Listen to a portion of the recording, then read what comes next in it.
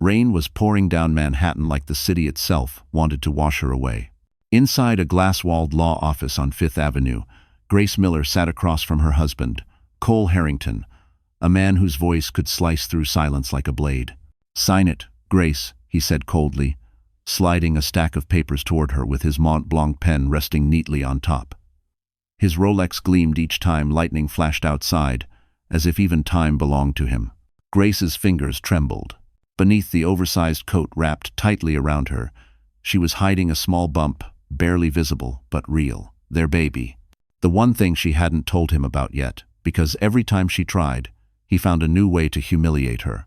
Sloane Pierce, Cole's new PR manager and the woman everyone in the office whispered about, leaned against the wall, arms crossed, lips curved into a cruel half-smile. "Make it quick," she murmured. "He's got a charity dinner at the Plaza in 30 minutes. Minute." Grace's chest burned. The ink on the papers blurred as her tears hit the page. Every clause was a reminder that Cole had already replaced her. He was buying silence, not freedom. "If I don't sign," she whispered. Cole didn't blink. "Then I'll drag you through court until you can't afford the cab fare back to Queens. You'll leave with nothing." Grace swallowed, the taste of metal in her mouth. Her hand reached for the pen, but before she could, her phone buzzed. A message from her doctor glowed across the iPhone screen. "Congratulations, the test confirmed. You're 8 weeks along." She froze. The air left her lungs. Cole glanced at her phone, then back at her. His jaw tightened. "Don't tell me that's what I think it is," he hissed. Sloane smirked, stepping closer. "She's trying to trap you again." Grace's heart shattered. No one would believe her. Not after Cole's carefully curated image as the perfect husband, the generous investor, the man everyone admired at charity galas. She looked at the pen again, shiny, cold, final, and signed her name. Cole snatched the papers before the ink dried. "Good choice," he said, turning to leave. "Oh, and by the way, I've canceled your insurance. Don't expect any help." When the door closed, Grace sat there in silence. Rain pounded harder against the glass. Her reflection stared back at her pale, shaking, pregnant, and utterly alone. She reached into her coat pocket, pulled out the positive pregnancy test she'd carried like a secret blessing, and ripped it in half. The sound was small, but it felt like thunder in her chest. Outside, her heels splashed through puddles as Cole's black Mercedes glided past, taillights glowing red like an open wound. Grace stood under the Plaza Hotel's golden lights, soaking wet, clutching the torn test in her palm. Her breath hitched, her stomach twisted, and one thought screamed in her mind. "He took everything, but not my future." And with that, she stepped into the storm. The next morning, the rain had turned to mist, hanging over the city like a ghost that refused to leave. Grace Miller stood on the corner of Lexington Avenue, her suitcase soaking through, her breath visible in the cold. Her phone showed one text from her mother in Ohio, the kind that cut deeper than silence. "You chose money over love. Grace, don't come home." She stared at the message until the words blurred. It wasn't just a rejection, it was exile. With nowhere else to go, she scrolled through her contacts until she saw one name that still meant safety: Maya Brooks. College roommate, the kind of friend who'd once shared instant noodles and dreams in a cramped dorm. Grace hesitated, then hit call. "Maya, it's me." There was a long pause on the other end. Then a quiet gasp. "Grace, where are you? You sound, I just need somewhere to stay for a few nights. Please." 2 hours later, Grace stood in front of a peeling brick apartment building in Queens. Maya ran down the stairs barefoot, wrapped her in a hug before Grace could even speak. "You're freezing. Get inside." The apartment smelled like coffee and cinnamon candles. A chip table sat by the window with 2 steaming Starbucks cups. "Drink," Maya said softly. "Then tell me everything." Grace's voice cracked as she explained. The divorce, the pregnancy, the lies, the humiliation. Maya didn't interrupt, just reached across the table and squeezed her hand. "Then we start over," she said. "But you have to promise one thing: you can't let him see you fall apart." Grace nodded, but inside, she was breaking. That night, she sat on the narrow futon in Maya's spare room, her phone buzzing again. It was a bank notification. Account frozen. Cole had shut down the joint account before the check from her old job cleared. She was left with $74 and a Metro card that might get her through the week. Her iPhone pinged again, a message from a blocked number. "You thought you could hide? I always win. C.H." Her heart stopped. She turned off the phone, tossed it on the bed, and pulled the blanket over her knees. Outside, traffic hummed, indifferent to her collapse. In the dim light, she noticed the sonogram photo peeking out of her bag. She traced the tiny curve on the screen with her thumb, whispering, "I'm sorry you have to start life like this." But somewhere under the exhaustion, a flicker of defiance rose. Cole wanted her scared, dependent, erased. That couldn't happen. Not now. Not with someone else's heartbeat inside her. The next morning, she walked into a small clinic near Roosevelt Avenue. Dr. Anaya Patel, a calm woman with gentle eyes, greeted her. After the checkup, she said quietly, "Your blood pressure's unstable. You need rest and peace, or you could lose this baby." Grace nodded, tears slipping down. "Peace," she repeated, as if saying it could make it real. Dr. Patel handed her a small pamphlet titled "Healing After Emotional Trauma." Grace tucked it into her bag next to her cracked phone. That night, Maya found her awake, staring at the ceiling. "I'm scared," Grace whispered. Maya sat beside her. "Then be scared. But don't give up. Fear means you still have something to lose, and that means you still have a future." Grace exhaled, clutching her belly. She opened her laptop, the screen flickering to life, and began typing a new resume. She deleted Mrs. Harrington from the name line and replaced it with Grace Miller. Her reflection stared back from the black screen for a moment, tired, swollen-eyed, but alive. Outside, the city hummed with a million dreams colliding in the dark. Grace pressed save and whispered, "Tomorrow starts here." And for the first time in months, she believed it. Snow was falling that morning, thin and sharp like powdered glass. Grace Miller sat in Maya's kitchen, a hand pressed to her swollen stomach, stirring oatmeal she could barely afford.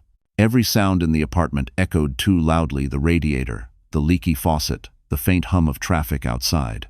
She was 8 months along, exhausted, and still working late nights on her old MacBook to finish freelance design gigs that barely covered rent. When the first contraction hit, she thought it was just fatigue. The second came harder, sharp enough to make her drop the spoon. "Maya," she called, voice trembling. Maya rushed in, eyes wide. "It's time." Grace nodded, gasping. "Too soon. I still have 3 weeks." Snow was coming down faster now, clogging the streets. The Uber app on Maya's iPhone kept showing, "No drivers available." Panic spread. Maya grabbed her jacket. "We'll try the main road." By the time they reached the corner, Grace could barely stand. Her breath came in ragged bursts, steam against the freezing air. Finally, a black SUV stopped an off-duty Uber driver who recognized her distress. "Hospital?" he asked. "Lenox Hill," Maya shouted, helping Grace into the back seat. The ride was chaos, horns blaring, tires sliding, Maya timing contractions on her phone. Grace clutched the seatbelt and whispered through the pain, "Please, just let her be okay." But halfway up FDR Drive, the pain turned unbearable. Her water broke. Maya screamed for the driver to pull over, but it was too late. In the cramped back seat, under the white haze of the snowstorm, Grace gave birth to her daughter. No doctors, no monitors, just courage and a stranger's trembling hands passing her a clean jacket to wrap the baby. When the wailing stopped, Grace looked down and saw the tiniest pair of eyes blinking up at her, alive, fragile, perfect. "Lila," she whispered. "Your name is Lila." At the hospital, Dr. Anaya Patel met them at the door. "You're lucky," she said gently as nurses rushed them inside. 5 more minutes, and it could have gone differently. Jobly, Grace lay in the bed afterward, IV in her arm, Lila sleeping against her chest. The smell of disinfectant filled the room, but to her it smelled like safety. Maya sat nearby, scrolling through messages. "Cole's foundation is on the news again," she muttered.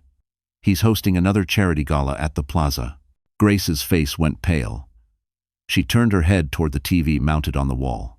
There he was, smiling in a tuxedo beside Sloane, champagne in hand, a headline reading, "Power Couple Raises Record Funds for Children's Health." Children's health. The words stung like salt. Grace reached for the remote and turned the screen away. Her voice shook. He'll never know about her. Not until she's old enough to choose if she wants to. Dr. Patel returned, holding a clipboard. Your blood pressure's stabilizing. You can go home in 2 days. But Grace, promise me you'll rest. You're still healing. Grace smiled weakly. I don't have that luxury. Not yet. That night, after everyone left, she lay awake watching the snowfall outside her hospital window. Lila stirred softly, her tiny fingers curling around Grace's. The city glowed faintly beyond the glass, beautiful, distant, uncaring. Grace whispered, I don't know how we'll make it, but we will. She thought of the torn pregnancy test, the empty apartment, the threats, the humiliation. None of it mattered anymore. This child was her proof of life. In the quiet room, she reached for her phone and typed a message to herself. Remember this night. You survived. Then she pressed her lips to her daughter's forehead and said, We start over tomorrow. The first months after bringing Lila home blurred into a single loop of feedings, diaper changes, and survival. Grace Miller barely slept. Every morning, she boiled bottles on the stove and prayed the power wouldn't shut off before payday. The Queen's apartment was small, the walls thin enough to hear neighbors arguing through them. But it was safe, and safety was something she hadn't felt in a long time. By day, she walked Lila through the neighborhood in a second-hand stroller she'd found on Facebook Marketplace. By night, she sat at the kitchen table, her old MacBook whirring like it was begging for rest, designing logos and social media ads for small businesses. Her clients were kind but broke tiny bakeries, hair salons, thrift stores, people like her, scraping by. Maya often came home from work with groceries. Eggs, milk, and I stole a few sugar packets from Starbucks, she'd joke. Grace would smile faintly, though inside she felt like she was failing everyone who tried to help. One evening, as snow melted into gray slush on the streets, Grace received an email from a Brooklyn bakery that needed rebranding. We can't pay much, the owner wrote. But if you help us, I'll make sure your baby has fresh bread every week. Grace said yes. It wasn't about the money anymore, it was about dignity. For weeks, she worked while Lila slept, sketching designs by hand because her laptop's trackpad had stopped working. She researched colors, wrote slogans, and photographed the owner smiling in front of his bread ovens. When the campaign launched, something extraordinary happened. The bakery went viral. Local blogs picked up the story. Young mother reinvents family bakery in Brooklyn. Grace didn't expect the attention, but for the first time in years, her name meant something other than scandal. Orders doubled for the bakery, and the owner slipped an envelope into her hand one morning. It's not much, but it's yours, he said. Inside was $500 more than she'd seen at once in months. With trembling fingers, she bought a refurbished iMac and a used iPhone 11 so she could take better photos. The next day, she opened a small business account and registered her freelance brand, Miller & Muse Studio. But every step forward came with a reminder of what she'd lost. That week, Cole's name appeared again, this time in a legal notice. A law firm representing him sent a letter demanding she cease any use of creative materials that overlap with prior intellectual property developed under Harrington & Co. Maya slammed the paper on the table. He's trying to scare you, Grace. He can't own your talent. Grace's hands shook. He doesn't need to. He just wants to remind me he still can reach me. Dana Cho, the lawyer Maya had once interned for, agreed to look over the case pro bono. He's fishing, Dana said after reading. There's no real claim. But Grace, keep every receipt, every email, every design. If this escalates, you'll need proof. So Grace started documenting everything. Every invoice. Every late-night sketch. Every cent spent on diapers or formula. Her life became a trail of digital evidence, orderly, precise, ready for the day she'd have to defend herself again. That night, while feeding Lila under the soft glow of a thrifted lamp, Grace whispered, We're not victims, we're building. Lila's tiny hand gripped her finger, as if answering. Grace exhaled, looking out the window at the Manhattan skyline in the distance. It felt impossibly far, glittering like a world she once belonged to and might never touch again. But she wasn't the same woman who signed those papers. She was something new, quiet, steady, unbreakable. And deep down, she knew Cole would hate that most of all. The first real sunlight of spring spilled through the window as Grace Miller sat at her small desk, finishing another project. Her daughter Lila giggled from the playmat beside her, stacking blocks that always seemed to topple faster than Grace could catch them. Life was far from easy, but it finally felt stable, steady, predictable, almost peaceful, until the letter arrived. It came in a thick white envelope with embossed lettering, Harrington, Lowe, and Associates. Grace froze the moment she saw Cole's name printed beneath the logo. Her stomach twisted as she tore it open. The letter was polite, too polite. It reminded her that Cole had full rights to all creative assets produced during their marriage and suggested she voluntarily discontinue operations of Miller and Muse Studio to avoid legal escalation. The final line hit like a slap. A cooperative resolution will reflect favorably on your future custody considerations. Custody considerations. The words burned. Maya found her an hour later, sitting motionless, the paper crumpled in her fist.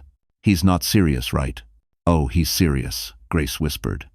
"He's always serious when he wants to scare me." They took the letter to Dana Cho's tiny office in Manhattan. The space smelled of coffee and printer toner, a MacBook humming on the desk beside a neat stack of legal pads. Dana read every line, her expression hardening. "He's bluffing," she said. "There's no court order, no signature. It's intimidation dressed as legality. But the custody threat, he's testing you. He wants to know if you'll fold, don't." Grace sat back, rubbing her temples. "Dana, he has money, connections, press." "I have truth," Dana interrupted firmly. "And a paper trail. You've built this business after the divorce. Every dollar, every client, every logo, it's yours. Keep your records clean, Grace. Document everything. We make ghosts until you're too strong to touch." That night, Grace stayed up scanning receipts, invoices, emails, anything that proved Miller and Muse was hers alone. Lila slept soundly in the corner, her little chest rising and falling. Grace's apartment glowed with the light of her iMac as she organized digital folders named Proof 1, Proof 2, Everything. At 2 a.m., an email pinged into her inbox. No subject line, just a link. She hovered the mouse, hesitating. Curiosity 1. It opened to a tabloid photo. Cole and Sloane standing arm in arm at the river caf, laughing beneath fairy lights. The caption read, "Power couple expands empire." Beneath it, a comment in bold letters, "He moved on because you were never enough." Her heart pounded, hands shaking. It had to be from him. The cruelty was his signature. She closed the laptop and pressed her palms to her eyes, forcing the tears back. By dawn, she'd made a decision. She couldn't live reacting to Cole forever. She'd build higher walls, legal, emotional, and financial. She called Dana that morning. "File the business trademark," she said. "Make Miller and Muse official." "Po?" Dana paused. "That's a big step." Grace stared at the horizon beyond the Queen's skyline. So was leaving him. The paperwork took weeks. But when the confirmation email arrived, she cried for the first time in months, not from pain, but relief. The name Grace Miller was now on legal record, independent and untouchable. Later that night, she framed the certificate above her desk. Maya brought takeout and 2 cheap glasses of wine. "To new beginnings," Maya said, clinking her cup against Grace's. Grace smiled. "To never going back." Outside, the city glimmered like it was watching. Somewhere, Cole would see that name trending again, and this time, he couldn't silence it. And for the first time, Grace wasn't afraid of him anymore. Spring melted into summer, and for the first time in years, Grace Miller felt a rhythm returning to her life. Lila, now a curious toddler, toddled through the apartment holding her stuffed bear, humming nonsense songs while Grace typed proposals late into the night. Her studio, Miller and Muse, was finally picking up steam-steady clients, word-of-mouth referrals, small but real money. Still, New York City didn't care about dreams, it cared about rent. One late Friday night, Grace sat at her desk with a stack of unpaid bills and half a cup of cold coffee. The math didn't work. The bakery client had delayed payment, and her laptop fan sounded like it was begging for mercy. She rubbed her eyes, whispering, "Come on, just one good break." The next morning, it came by accident. She was waiting in line at a small bakery in Brooklyn when she overheard the owner crying on the phone. "I can't keep this place open another month. I've tried everything." Grace's instincts kicked in. She stepped forward. "I'm sorry. I'm not trying to eavesdrop, but maybe I can help." Par. The owner blinked through tears. "You do marketing?" "I run a design studio." "Small, but passionate," Grace said, handing over her card printed on cheap recycled paper. "Let me rebrand you for free. You pay me later if it works." That night, she stayed up reworking the bakery's logo, color palette, and menu design.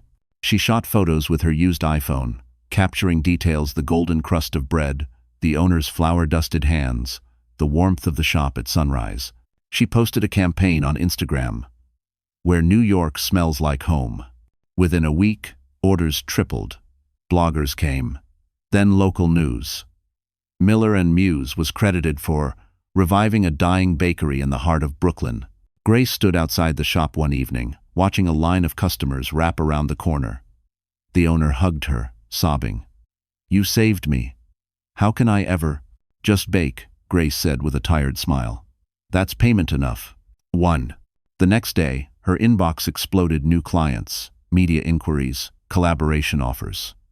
She didn't know it yet, but one of those emails would change everything. It was from a small business investor named Noah Sterling. His assistant wrote, "Mr. Sterling came across your campaign. He'd like to meet for coffee." Grace hesitated. The name rang faintly familiar: Sterling Ventures, a Manhattan-based firm with a reputation for investing in ethical consumer brands. Real power, real reach. Too big for her world. She almost ignored it, thinking it was a mistake. But Maya urged her. "Grace, what if it's real? You have to go." A week later, Grace walked into a cafe near Bryant Park, wearing her best thrifted blazer. Noah was already there, calm, unassuming, dressed in a navy sweater instead of a suit. He smiled warmly. "I've read your story. You have an eye for authenticity. Most people sell products. You sell trust." Grace blinked, unsure what to say. "I just try to make people seen. That's exactly why I want to invest," he said, sliding a folder across the table. "Not to change what you do, just to help you do it louder." For a moment, Grace couldn't speak. No one had ever offered her help without strings. "Why me?" she asked softly. Noah leaned back. "Because I believe in second beginnings." Grace left the cafe in a daze, clutching the folder. Outside, the city shimmered in late afternoon light. For the first time, she didn't feel invisible. Back home, Lila ran into her arms. Grace lifted her daughter and whispered, "We might be okay, baby. We really might." That night, she opened the folder again. A single note was scribbled at the bottom in neat handwriting. "Sometimes the strongest people are the quietest survivors." Grace smiled through her tears. She didn't know yet, but this was the moment the tide began to turn. Summer had thickened into August heat, and Grace Miller's studio buzzed with new life. Miller and Muse was no longer just her and a laptop. It was a small team working out of a shared office near Bryant Park. The logo she had designed on sleepless nights now glowed from the glass door. Clients came, investors called, and for the first time, Grace allowed herself to breathe. But peace never stayed long when Cole Harrington's shadow still stretched over her life. One humid evening, as Lila colored on the office floor and Grace finished tax paperwork, her printer jammed. She pulled at the stuck paper, only to find an old hospital form wedged between files she'd scanned months ago. At first, she barely noticed it until she saw the name at the top: Lenox Hill Medical Center, patient, Lila Miller Harrington. Her blood turned to ice. Harrington. Grace flipped the page. Under insurance information, it listed dependent of Cole Harrington, Sloan Pierce. Her hand shook so violently the page tore. Her ex-husband and his mistress had used her child's name to file under their policy. Fraud. Cold, methodical, deliberate fraud. She collapsed into her chair, nausea washing over her. How long had he known? How much had he taken? When Maya came in later, Grace was still sitting there, pale and trembling. What happened? Grace slid the paper across the desk. He claimed my daughter as his and hers. He used her name for his taxes. Her name, Maya. Maya's jaw dropped. That's illegal. That's insane. Grace grabbed her phone and called Dana Cho. The lawyer answered immediately, her voice alert even through static. "Send me everything," Dana said. "Don't tell anyone else. If this checks out, he's in deep trouble." An hour later, Dana called back. "Grace, it's real. I ran the tax database. Cole and Sloan filed a dependent claim matching Lila's birth date, just under a different last name. It's money laundering dressed as family insurance. If we take this to court, it opens everything." Grace pressed a hand to her chest. Her pulse raced with anger and disbelief. "He used my child." Again, Dana's tone softened. "Grace, this could finally be your leverage. But you have to move carefully. Quietly. If he senses what you know, he'll bury the evidence before we can use it." Fooling. That night, Grace couldn't sleep. She sat by the window, the city glowing in restless neon below. Her laptop screen reflected her face stronger now, but still scarred. She opened a new folder titled Receipts. Inside, she stored the hospital file, the scanned tax forms, and screenshots of Cole's past threats. Then she recorded a voice memo for herself. "He stole your name once. He won't steal hers." The next morning, she called Dr. Patel at Lenox Hill. "Doctor, can I ask something sensitive? Did anyone request copies of my daughter's birth file besides me?" There was a pause. Then Dr. Patel said softly, "Yes. About a year ago. Someone from the Harrington Foundation's HR department requested a verification letter. I thought it was for benefits." Grace gripped the counter to steady herself. "Thank you," she whispered. When she hung up, she looked across the room at Lila, who was drawing a picture of their small apartment. "That's our castle," Lila said proudly. Grace smiled weakly, tears stinging her eyes. "Yes, sweetheart, and we're going to protect it." She emailed Dana one line. "We go to war, but in silence." Then she opened her MacBook and began writing a timeline of every lie, every threat, every stolen piece of her life. The war had officially begun. Autumn crept into New York with amber leaves and the promise of change. Grace Miller felt it in her bones, the quiet storm before something big. After weeks of sleepless nights collecting evidence against Cole, she was exhausted but focused. Miller and Muse was gaining attention, yet the past still lingered like smoke. She needed to shift the narrative to prove that her story wasn't tragedy, but transformation. That's when the call came. A women's shelter in Brooklyn reached out, saying they'd seen her bakery campaign. Their funding was on the verge of collapse, and they needed a rebrand before year's end. "We can't pay," the director said, voice trembling. "But we can give you credit and our gratitude." Grace looked at Lila playing with her crayons on the floor. "That's enough," she said. For the next 3 weeks, Grace threw herself into the project. She met with survivors, listened to their stories, and saw pieces of herself in every trembling smile. She designed posters with the tagline, "You survived the night. Let the morning find you." The images were raw hands clasped, faces half-lit, courage made visible. Maya helped photograph the campaign using her old Canon camera. Dana reviewed every contract to make sure no one could steal Grace's work again. Together, they built something real, something no amount of money could fake. When the campaign launched, Grace barely expected anyone to notice. But within 48 hours, it exploded online. Journalists called it the most human piece of advertising New York has seen this year. A video montage of survivors telling their stories went viral, racking up millions of views. The shelter received more donations in a week than in the entire previous year. Grace watched the numbers rise on her laptop, tears spilling down her cheeks. It wasn't just about business anymore, it was about purpose. Then came the message that changed everything. Her assistant forwarded an email titled Opportunity. Inside, a single line read, "Mr. Noah Sterling would like to meet to discuss your next move." The name still startled her. The quiet billionaire who had once taken her to coffee now wanted a second meeting. She reread the email 3 times, half convinced it was a mistake. But the address Park Avenue was very real. That evening, she dressed carefully. A simple navy dress, her hair pulled back. She couldn't afford luxury, but she carried dignity like armor. When she entered the glass office, Noah stood by the window overlooking the Manhattan skyline, sleeves rolled to his elbows, his tone as calm as the first time they met. "You've built something extraordinary, Grace," he said. "Do you realize your work saved lives this month?" She tried to brush it off. "It was the women who saved themselves." He smiled.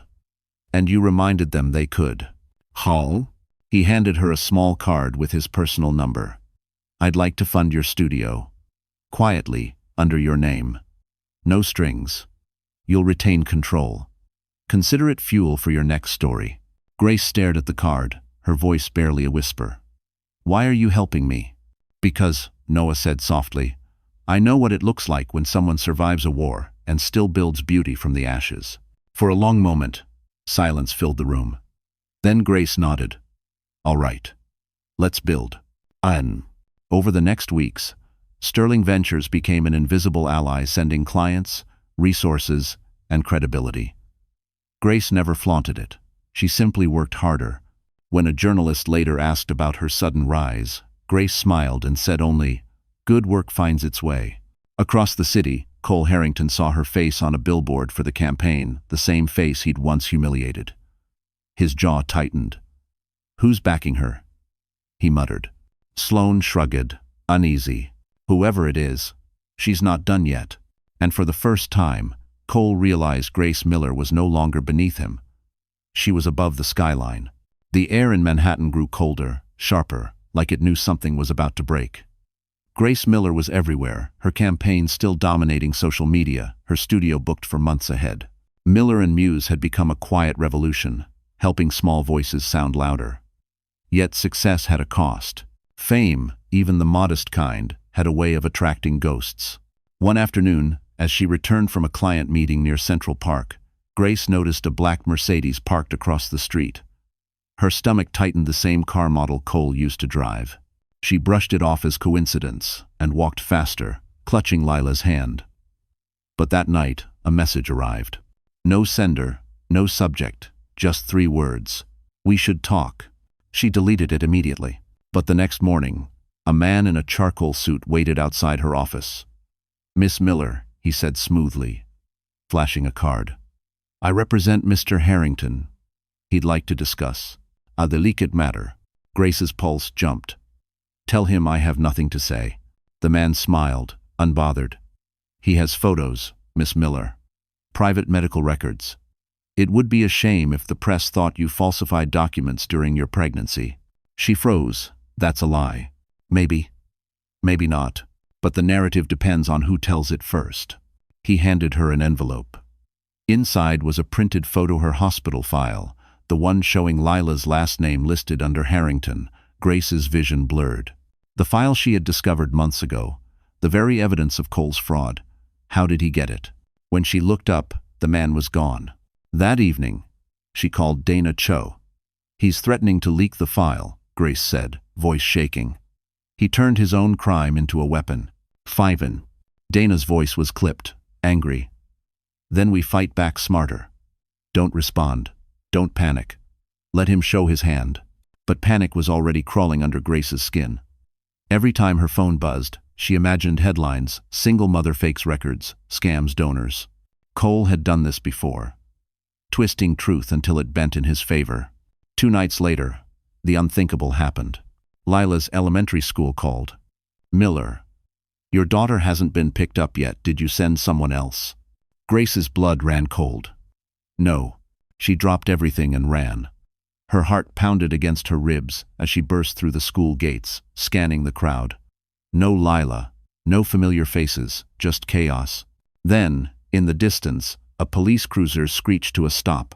A small figure stepped out, crying, "Mommy!" Grace ran, scooping Lila into her arms, sobbing with relief. An officer explained that a man claiming to be her driver had tried to take Lila. Thankfully, a teacher recognized Grace's usual babysitter and called 911. The suspect fled before arrest. At the station, Grace gave her statement, trembling. "Did you get a license plate?" The officer nodded grimly. "Yes. Registered to Harrington Enterprises." Her knees nearly gave out. He hadn't just threatened her. He had acted. Dana met her outside the station with coffee and fury. He crossed a line, Grace. This isn't intimidation anymore, it's criminal. We're going public. Grace shook her head. Not yet. I want him to believe I'm scared. I want him comfortable enough to slip. Maya hugged her tight. You're playing with fire. Grace wiped her tears. Then let him burn first. That night, she tucked Lila into bed and sat by the window, phone glowing in the dark. She typed one message and sent it to Noah Sterling. He made his move. "I'm ready to make mine." "One," Noah replied instantly. "Then let's make sure the world finally sees who he really is." Grace stared at the city lights, anger and resolve flooding her veins. The hunted woman had just become the hunter. The next morning, Manhattan felt colder than usual. Grace Miller sat in Dana Cho's office, staring at a wall covered in legal documents and photos. The fluorescent lights buzzed above them, slicing through the silence. The police report lay open on the desk, the failed kidnapping attempt, the blackmail threats, the hospital fraud. Every piece pointed to one man, Cole Harrington. Dana leaned forward, her voice calm but dangerous. "He's spiraling, Grace. The kind of man who's losing control of the story.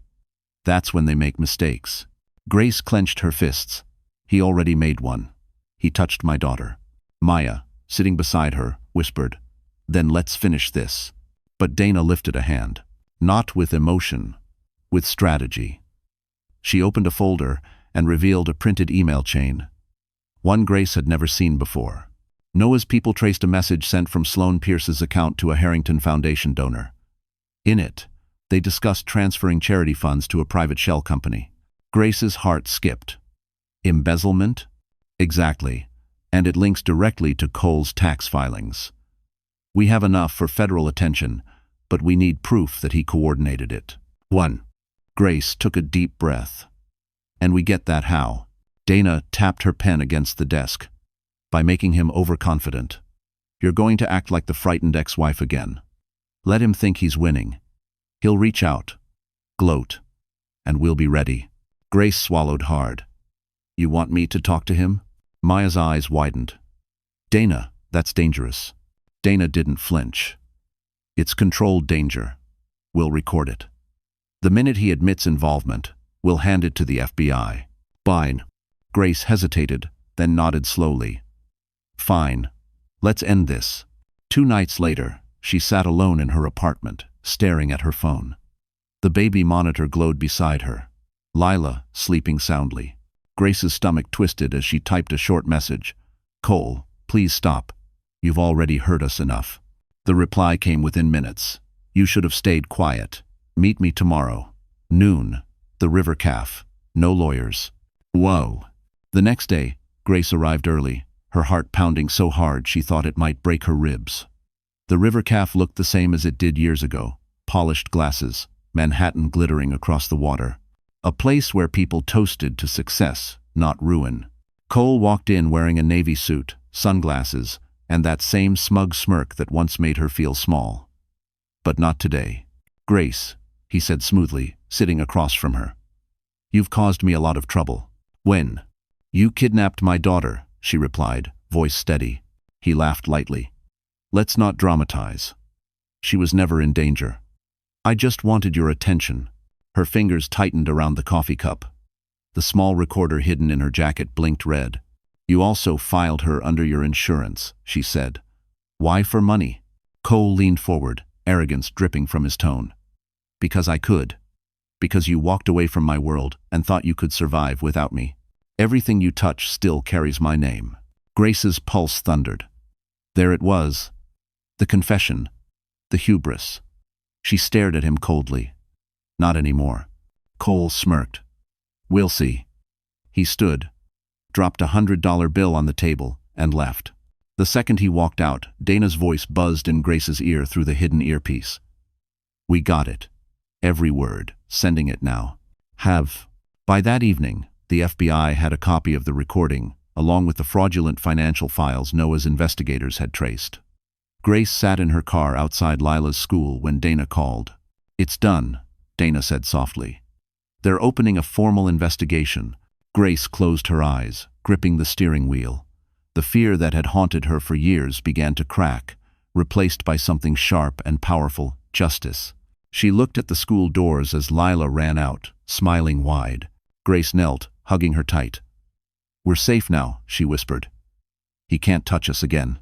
Behind her, the city skyline shimmered, and somewhere inside those towers, Cole's empire had just begun to crumble. The storm finally began to move, but not the one outside. This one was public, viral, and merciless. Within a week of the FBI inquiry, whispers about the Harrington Foundation's accounting irregularities began surfacing across Wall Street circles. Cole, ever the manipulator, moved quickly. He issued press statements, smiled for cameras, and blamed clerical misunderstandings.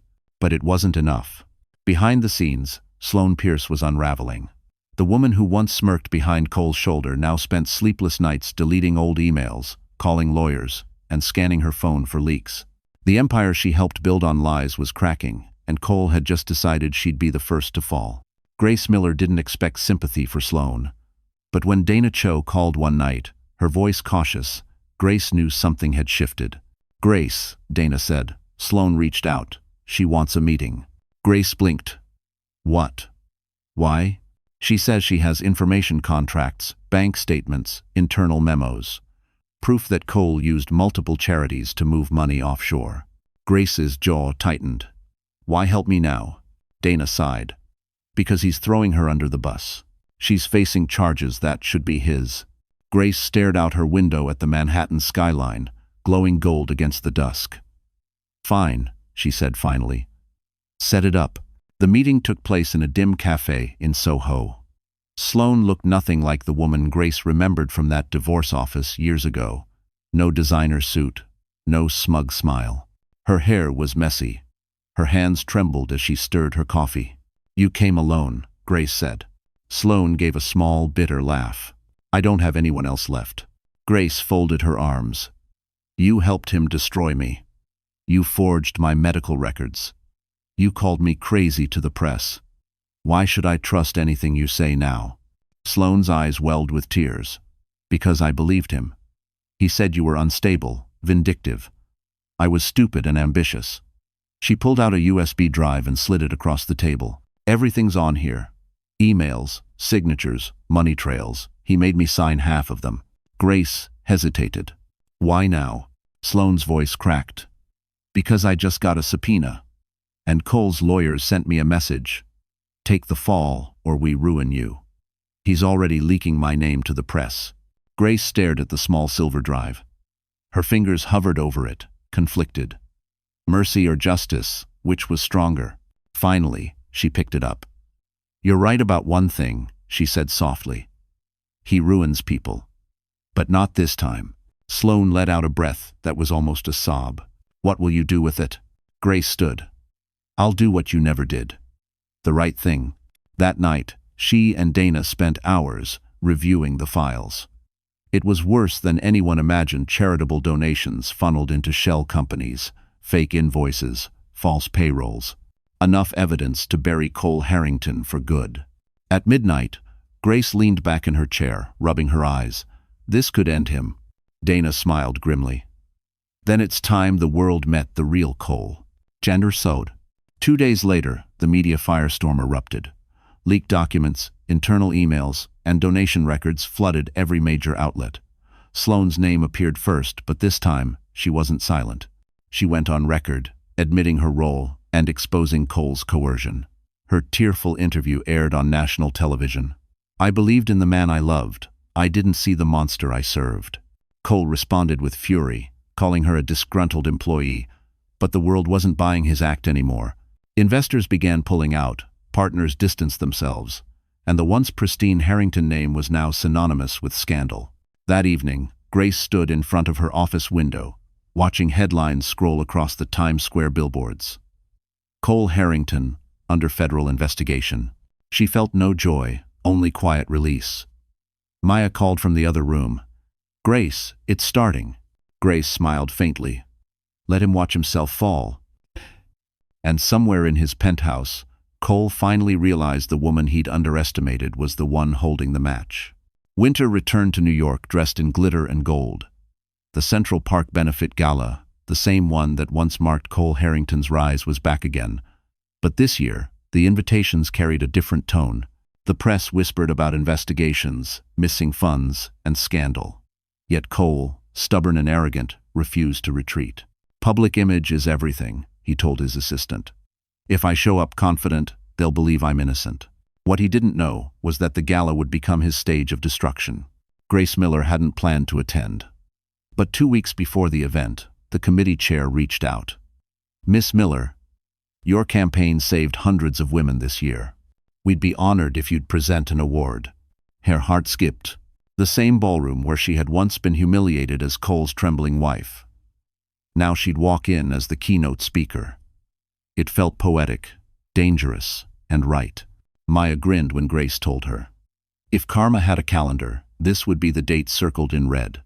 Dana, ever the realist, warned, "Be careful, he'll try something. Always assume he's planning a counterattack." Grace nodded. "Then let him come. I'm done running." 1.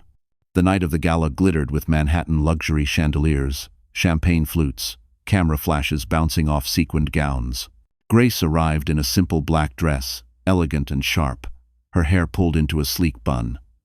No diamonds, no flash, just quiet confidence. Noah Sterling walked beside her, calm as ever, in a tailored navy tuxedo. "Ready?" he asked. She smiled faintly.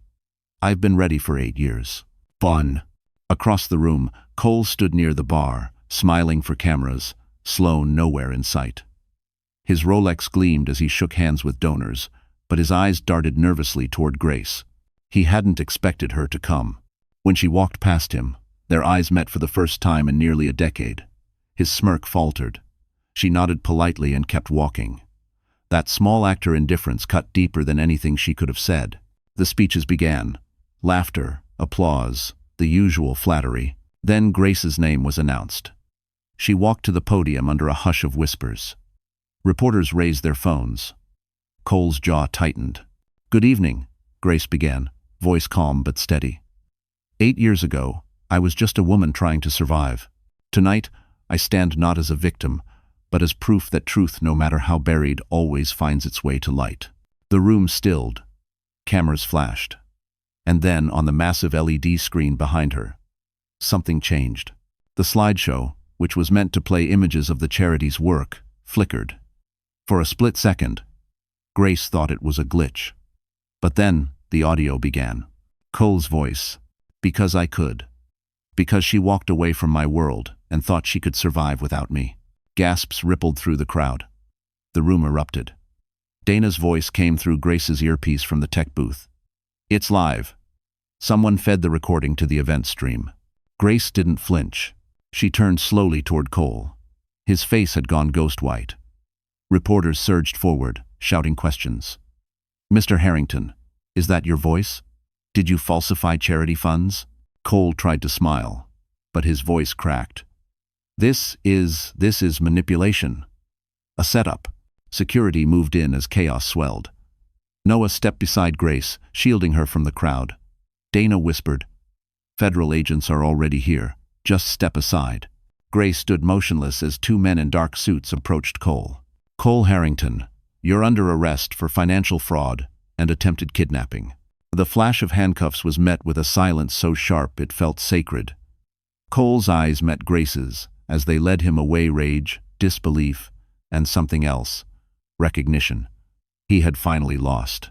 Grace exhaled, the weight of years leaving her shoulders all at once. The ballroom lights glowed gold again, but this time they belonged to her.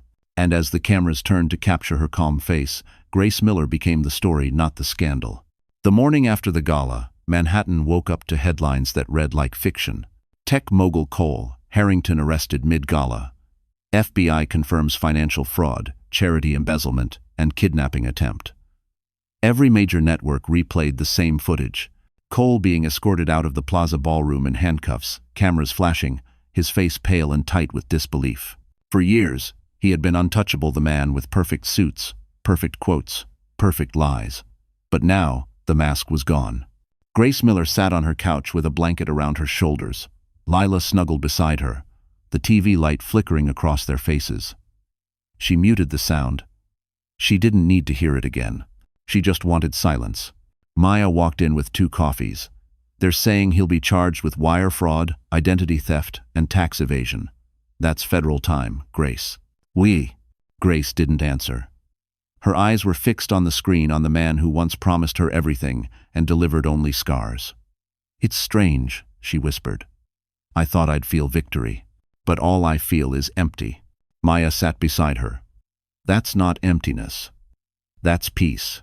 The doorbell rang. When Grace opened it, Noah Sterling stood there, his calm presence filling the space like quiet light. He held a small envelope. You should see this, he said. Inside were printed emails, evidence the FBI had uncovered overnight. Cole had been secretly funneling donations meant for Grace's campaign into fake shell accounts under Sloane's name. It wasn't just greed, it was revenge. He wanted to ruin her success from within. Grace's chest tightened. He tried to use my own work to destroy me. Noah nodded. But in doing that, he created the digital trail they needed to convict him. Every crime he committed led straight back to you. Your paper trail, your organization, your persistence. You didn't just survive, Grace. You built the very net that caught him. Her throat closed with emotion. I didn't want to win this way. Noah met her gaze gently. Sometimes justice doesn't look like joy. It looks like freedom. Later that day, Grace received a call from Sloane Pierce. Her voice was small, broken. They let me go. I cooperated. I told them everything. I wanted to thank you for not ruining me when you could. Grace hesitated, then said softly, we were both prisoners of the same man. Just different cells. Sloane sniffled. He called me last night from custody. Still blames everyone but himself. You were right to walk away, Grace. I never did. When the call ended, Grace looked out her apartment window at the city below. Snow was falling again, soft and silent. For the first time in 8 years, the world felt still. By evening, the news cycle had shifted from shock to analysis. Commentators dissected Grace's rises, her transformation from abandoned wife to female entrepreneur of the year. The irony was poetic. The woman he tried to erase had become the symbol of everything he could never be. That night, a car pulled up outside her building. Noah stepped out again, this time with something unexpected, a small Tiffany box. He placed it on the coffee table. Grace frowned. What's this? Not what you think, Noah said with a half smile. Inside the box was a delicate silver key. It's to your new office. Sterling Ventures just secured space for Miller and Muse Midtown, corner view, sunlight all day. It's yours. Grace stared at the key, tears gathering in her eyes. Why me? Because you turned pain into power, Noah said quietly. And the world needs more of that. RDS. Grace looked at him for a long moment, then whispered, thank you for seeing me before the world did. He smiled. Grace, the world's just catching up. As he left, she turned off the TV, tucked Lila into bed, and finally allowed herself to exhale. Cole was behind bars. The lies were done. The noise was gone. And for the first time in 8 years, Grace Miller slept without fear. For weeks, the city couldn't stop talking about Grace Miller. Her name trended beside headlines that once belonged to her ex-husband, the woman who took down a mogul. Grace Miller, from scandal to strength. But while the world turned her story into a symbol, Grace just wanted her life back. Every morning, she walked Lila to school through the cold Manhattan air, trying to enjoy the small things again, the crunch of snow under boots, the smell of coffee from the corner cafe, her daughter's laugh echoing off brick walls. Yet wherever she went, people stared. Some whispered with admiration, others with curiosity. She'd become a living headline. At Miller and Muse, things moved faster than ever. The studio had exploded with new clients, ethical brands, nonprofits, women-led startups. Investors called daily. Dana handled the legal inquiries, while Maya screened potential clients to make sure no one was trying to exploit Grace's fame. People love your story, Maya said one morning, dropping a pile of proposal letters on Grace's desk. But they're buying your name, not your message. Be careful. Grace nodded, flipping through the papers. Each one was an opportunity, but also a temptation to turn her pain into a brand. She closed the folder. We'll only take work that matters, she said. If it doesn't help someone, we pass. That night, she appeared on a major talk show for her first live interview. The studio lights were blinding, the host charming and polished. Grace Miller, he began, you've become an inspiration for millions of women who feel powerless. Tell us, what's your secret? Grace smiled faintly. There's no secret. I just refuse to stay silent. The audience applauded, but her hands trembled under the table. She hated the word inspiration. It made her sound untouchable, when all she'd done was survive. When the cameras cut, the host leaned closer. You know, a book deal could change everything. A movie, maybe. Hollywood loves redemption arcs. Grace forced a polite smile. I'm not for sale. After the interview, she met Noah Sterling for dinner at a quiet restaurant near Bryant Park. He watched her push her salad around the plate. You don't look happy, he said. I should be, she admitted. Cole's gone. I have my company, my daughter, my peace.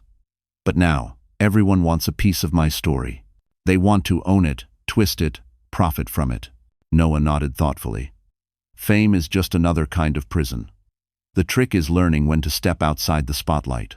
Grace looked up at him, her eyes softening. You really think I can? I think you already did, he said, smiling. You turned pain into purpose. That's not something you can lose.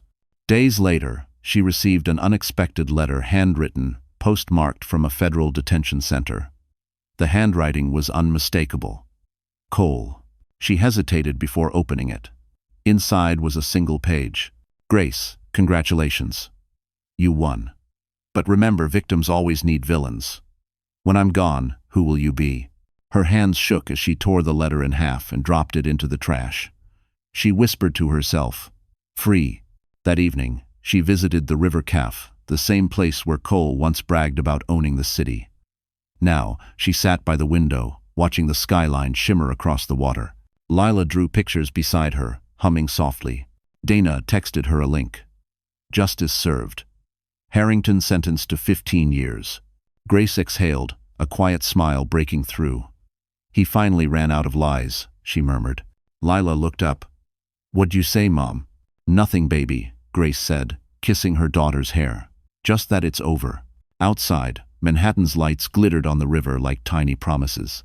Grace looked at her reflection in the glass, stronger, freer, whole. And for the first time, she didn't see the woman who survived him. She saw the woman who replaced him with peace. A soft February rain fell over Manhattan, washing the city in silver. Grace Miller stood by the window of her new Midtown office's floor-to-ceiling glass, morning light spilling across the polished wood floors. The space smelled of fresh paint and possibility. Miller and Muse had come a long way from the tiny Queen's apartment where it began. Dana entered with her tablet. You've got 3 offers on the table, she said. A book deal, a documentary, and a luxury brand wanting you as their resilience ambassador. Whatever that means. Grace laughed softly. It means they want my story without my scars. Dana smiled. So, what do you want? Grace turned toward the skyline. Peace, she said simply. I just want to build, not explain. Before Dana could reply, the office phone buzzed. It's Noah Sterling, Maya called from the reception area. He says it's important. Grace picked up, her heart tightening slightly. Noah's calm voice came through the line. Grace, I'm stopping by in 10 minutes. Don't schedule anything else.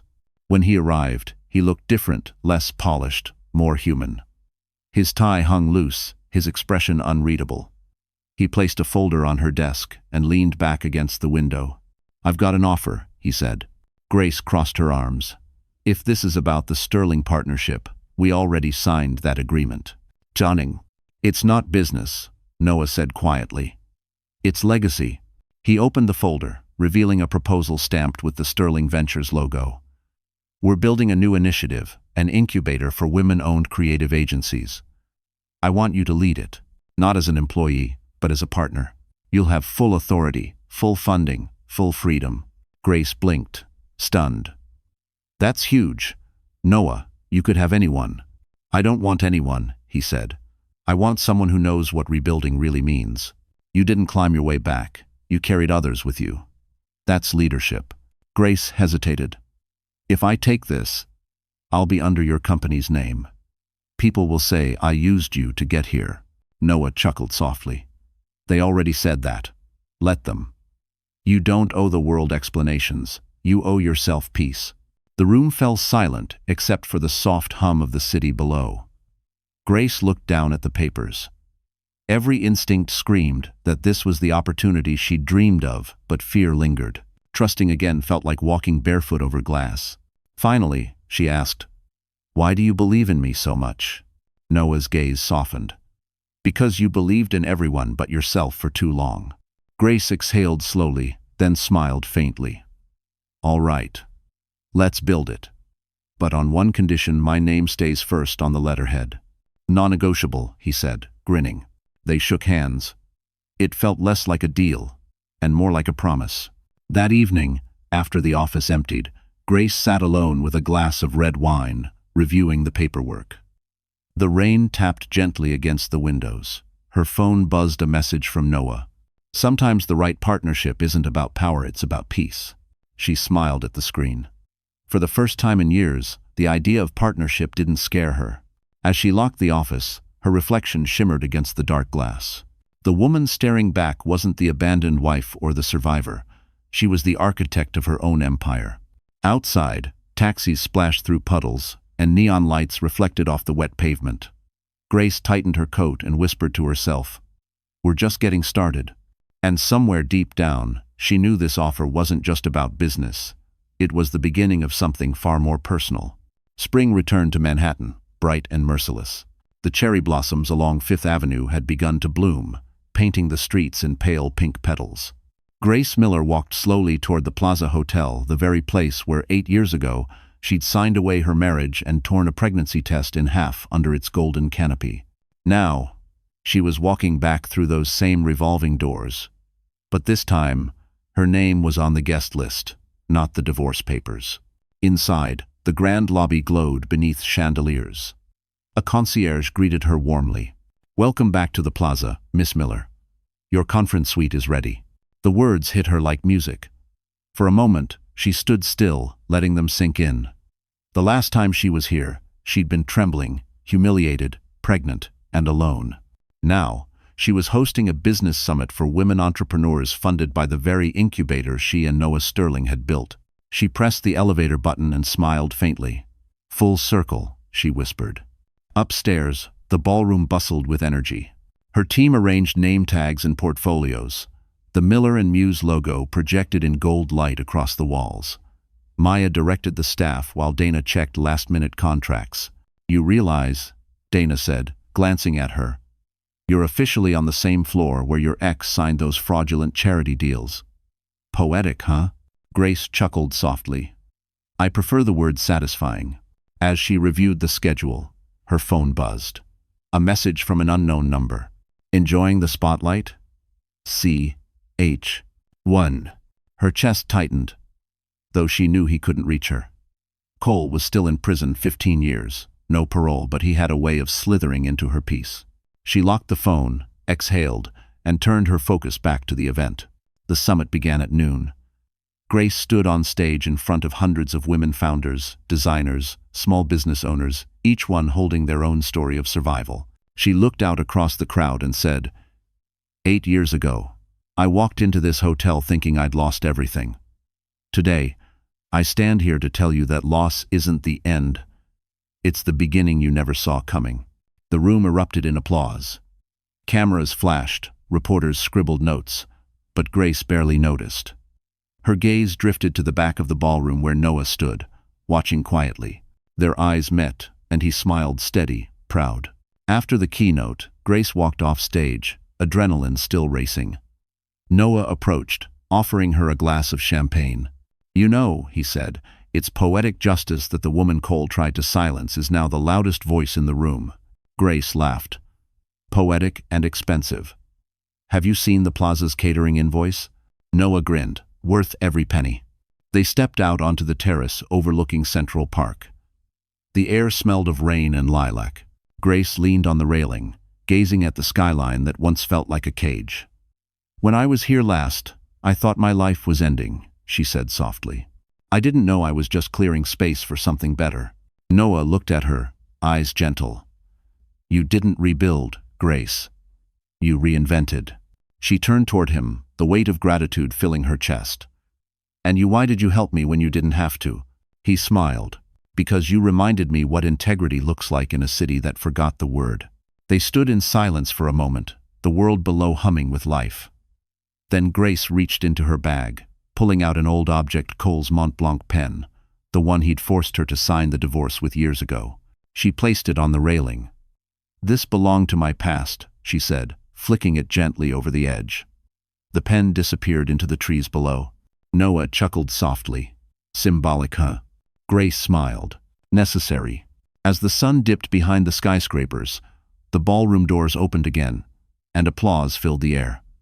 Grace took Noah's arm and whispered, "Let's get back. The future's waiting." And for the first time, the Plaza didn't feel like a place of endings. It felt like homecoming. The morning after the Plaza summit, Grace Miller's name was everywhere again, but this time, for all the right reasons. Headlines glowed across every major outlet. Grace Miller empowers thousands at Women in Business conference. From broken to bold. A comeback. 8 years in the making. Her phone buzzed nonstop with messages of gratitude and admiration. Women from all over the country wrote to her, saying her story gave them strength to leave toxic marriages, start small businesses, or simply believe they could begin again. Grace sat in her new corner office, watching sunlight spill over Park Avenue. For the first time, she allowed herself to smile, not the polite smile for cameras, but a real one. The kind that comes from surviving the impossible, yet fame came with its own weight. That afternoon, she was scheduled to appear on The Morning View, one of the most watched daytime shows in America. Dana and Maya prepped her carefully, warning her that the host was known for prying questions. "Stay calm, stay real," Dana said, adjusting Grace's microphone. "They'll try to make this about Cole. Don't let them. Make it about you." Grace nodded, heart steady. "It's time people stop defining me by his name." The studio lights were bright, almost blinding. The host greeted her with a dazzling smile.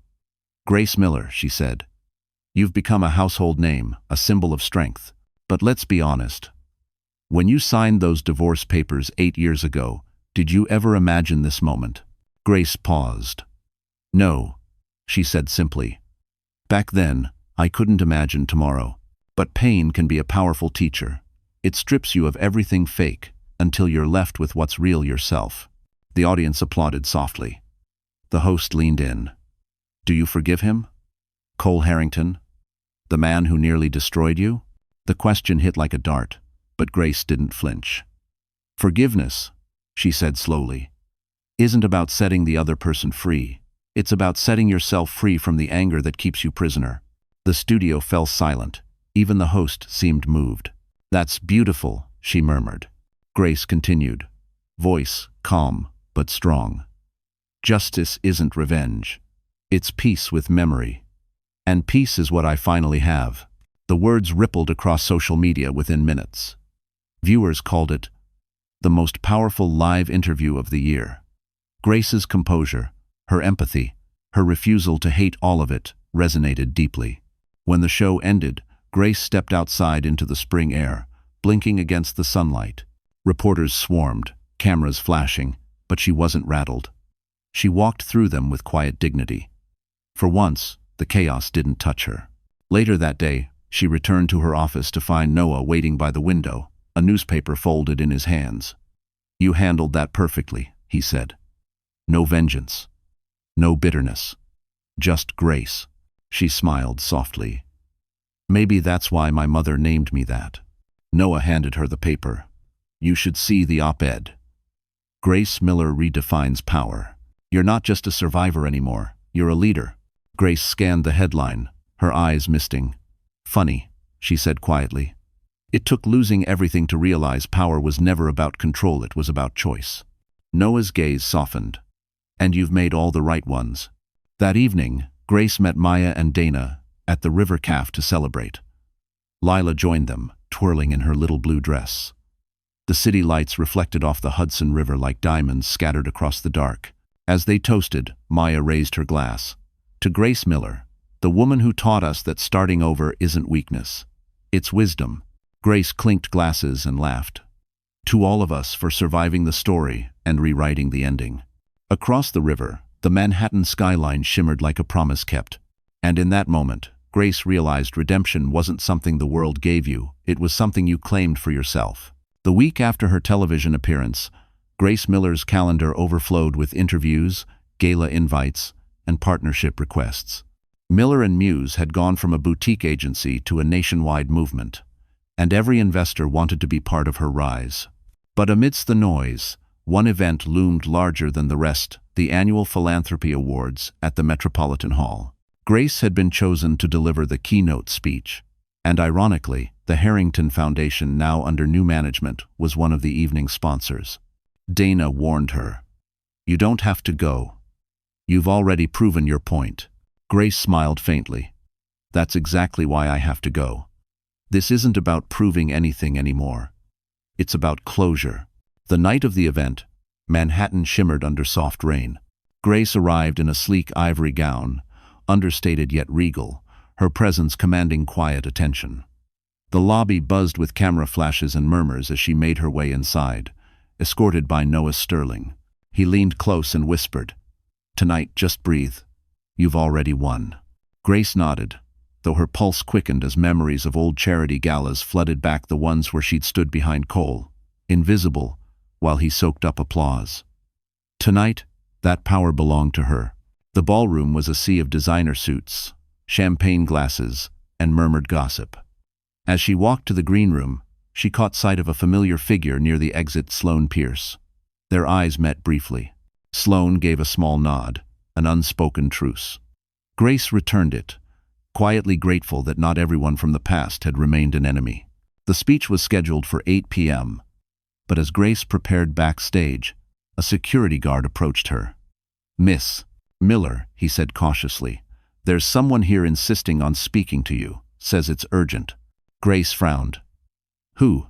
Before the guard could answer, a voice came from the hallway, low, venomous, unmistakable. "You really thought you were done with me, didn't you?" Her heart stopped. Cole Harrington stood at the end of the corridor. His prison-issued suit had been replaced with a tailored gray one, his eyes hollow but burning with fury. "How did you?" she began. He smirked. "Early release for cooperation. Funny how justice works when you know the right people." Grace took a step back, pulse pounding. "You shouldn't be here." "I came to congratulate you," Cole said, his tone mocking. "Look at you, America's sweetheart. But tell me, Grace, how long before they realize you're just a scared girl with a new mask?" She straightened, her fear hardening into calm. "That girl you broke doesn't exist anymore." Cole stepped closer. "You think these people love you? They'll use you until the next scandal comes along. And when it does, I'll be there to watch you fall again." From behind him, Noah's voice cut through the tension. "No, you won't." He strode forward, flanked by 2 security officers. "The restraining order says 50 feet, Mr. Harrington. You just broke the law again." Cole's smirk faltered as the guards grabbed his arms. "You can't silence me forever," he snarled. Grace met his gaze one last time. "I don't need to. The world heard you loud and clear." As they dragged him away, Cole shouted, "You owe me everything you have." Grace turned, voice steady as steel. "No, Cole. I built everything you tried to destroy." When the corridor fell silent, she leaned against the wall, trembling not from fear, but from release. Noah touched her shoulder gently. "You okay?" Grace nodded slowly. "Yes. For the first time, I actually am." Minutes later, she walked onto the stage, applause rising like thunder. Cameras flashed as she began her speech, not about revenge, but about rebirth. "Every woman here," she said, her voice echoing through the hall, "has a story someone tried to silence. But silence is only power when you let it stay unbroken." The audience rose to their feet. In the shadows backstage, Noah watched her with quiet pride. And as the spotlight bathed her in gold, Grace Miller finally stood exactly where she was meant to be: untouched, unafraid, unstoppable. The morning after the Philanthropy Awards, New York City shimmered beneath a pale spring sun, its skyline sharp against a cloudless sky. Grace Miller woke to the soft sound of birds outside her window and the weight of something she hadn't felt in years. Peace. For the first time in almost a decade, she didn't wake to dread. She woke to freedom. Downstairs, Lila was already at the kitchen table, pouring cereal into her bowl and humming. "Mom," she said proudly, "my teacher showed the video from last night in class. Everyone said you were amazing." "Bah." Grace laughed, ruffling her daughter's hair. "Your teacher has excellent taste." Her phone buzzed with endless notifications, news headlines, interview requests, congratulatory messages, but she turned it face down on the counter. Today wasn't about the world. It was about breathing again. Maya arrived mid-morning, balancing 2 Starbucks cups and a pastry box. "Queen Grace," she teased.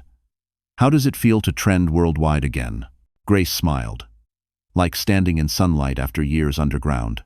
Dana joined them via video call, hair still wet from an early meeting. "Cole's stunt last night went viral," she reported.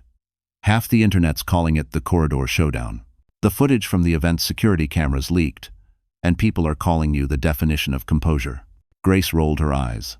"I didn't feel composed. I felt like punching him." Dana smirked. "Then thank God for your self-control. He's already been taken back into custody. Violating a restraining order while under parole? He's finished. No more appeals. No more power." Grace let out a slow breath. "Good. Maybe now he'll finally stop haunting me." "I am?" After the call, she and Maya took Lila to Central Park. The day was bright and cool. The air smelled of rain and magnolia blossoms. Families picnicked on the grass, cyclists glided past, and for once, Grace blended into the world like an ordinary person. She didn't need to prove anything anymore. Lila chased pigeons near Bethesda Fountain, laughing. Grace sat on a bench watching her daughter, the child who had once been born in the back seat of an Uber during a snowstorm, now free, fearless, happy. Her throat tightened with gratitude. Noah arrived a little later, holding a paper bag of pretzels. "I figured the hero of the hour might need breakfast," he said. Grace smiled. "You always know what I need before I do." They walked together along the path, their hands brushing occasionally. For a long while, neither spoke. Then Noah said quietly, "You know, I've seen people rebuild after ruin before, but I've never seen anyone do it with such grace." Grace looked at him, eyes soft. "I didn't rebuild alone." He stopped walking, turning to face her. "Maybe not. But you're the reason everyone followed. You gave people hope, Grace, including me." She blinked, caught off guard. "You," he chuckled. "Even billionaires need someone to remind them why decency matters." Bah. They stood there for a moment, the city moving quietly around them. Then Lila ran over, tugging Grace's hand. "Mom, come on. There's a street musician playing our song." The three of them walked toward the fountain, where a violinist played a soft, familiar tune. Grace watched Lila dance in a swirl of sunlight, carefree and wild. Noah leaned close and said softly, "You know, happiness looks good on you." Grace smiled. "It feels strange but right." 1. When the music ended, applause filled the air. Grace turned to Noah, a flicker of something unspoken between them. For years, she'd avoided the idea of love. It had always meant pain, control, loss. But standing there, she realized love could look like this: quiet, respectful, healing. As they walked back toward the park gates, her phone buzzed again, an email from the governor's office, inviting her to join a statewide initiative for women entrepreneurs. She laughed in disbelief. "It never stops, does it?" Noah smiled. "Maybe the universe finally realized what you're worth." Grace took Lila's hand, the sunlight glinting on her face. "Then let's make sure it never forgets." And as they disappeared into the hum of the city, Grace Miller knew her story wasn't ending. It was only just beginning. 8 years. That was how long it had taken Grace Miller to rise from the ashes of her old life to the brilliance of this one. 8 years since the night she'd signed those divorce papers in tears, clutching a broken pregnancy test under the glittering lights of the Plaza. Now, she stood beneath those same chandeliers again, but not as a victim. Tonight, she was the keynote honoree at the New York Women of Vision Gala, recognized for transforming pain into purpose. As the orchestra tuned softly, Grace looked out across the ballroom filled with entrepreneurs, philanthropists, and media lights. The same city that once chewed her up now applauded her. She wore a silver gown, elegant but simple, her hair swept back, her expression calm and radiant. Noah Sterling stood nearby, adjusting his cufflinks, his eyes never leaving her. "Are you nervous?" he asked with that quiet steadiness she'd come to rely on. Not anymore, she said. I've already lived through the worst night of my life in this building. What's a speech compared to that?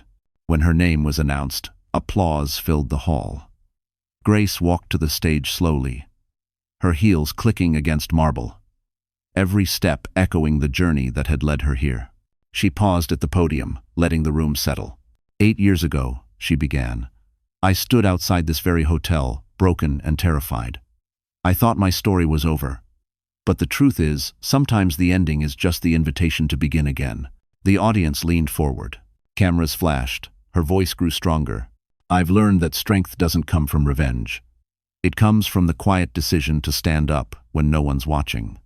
To choose integrity when the world expects bitterness. To build when destruction would be easier. People wiped tears from their eyes.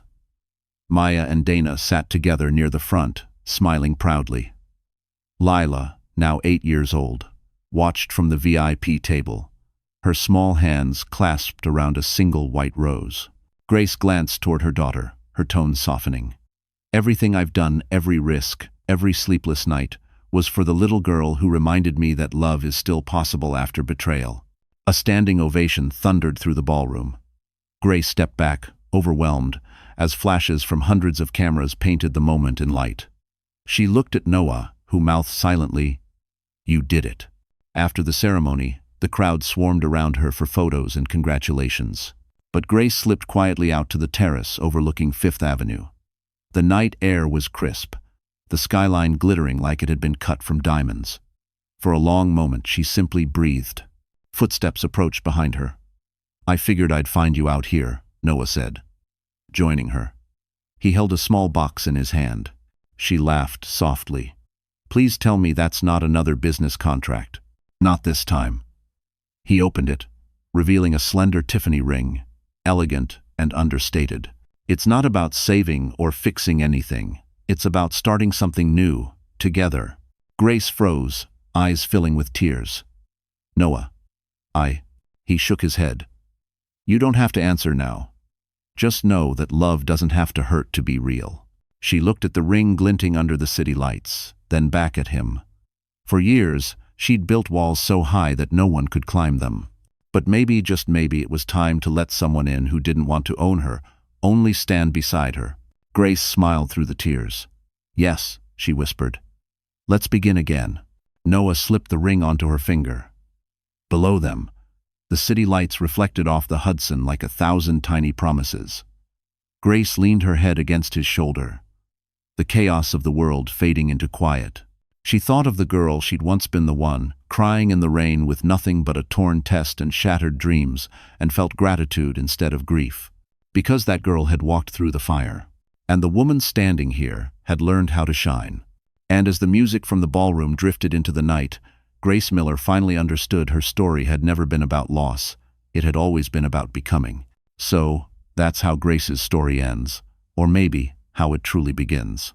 If you're still here, my friend, then something in her journey must have touched a quiet place in your heart.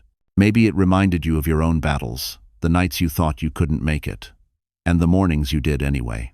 Grace taught us something powerful, that healing isn't loud, and strength doesn't always roar. Sometimes it's just the whisper inside you that says, "I'll try again tomorrow." The Stoics said, "What stands in the way becomes the way." And that's exactly what Grace lived. Every pain became her path forward. You don't need revenge to rise. You don't need perfection to be worthy. You just need to keep showing up for yourself, even when no one else does. So if you're facing something heavy tonight, remember, you can rebuild, you can begin again. If this story moved you even a little, give it a like, share it with someone who might need to hear it, and don't forget to subscribe. Because here, we don't just tell stories. We remind each other that it's never too late to heal, to rise, and to start again.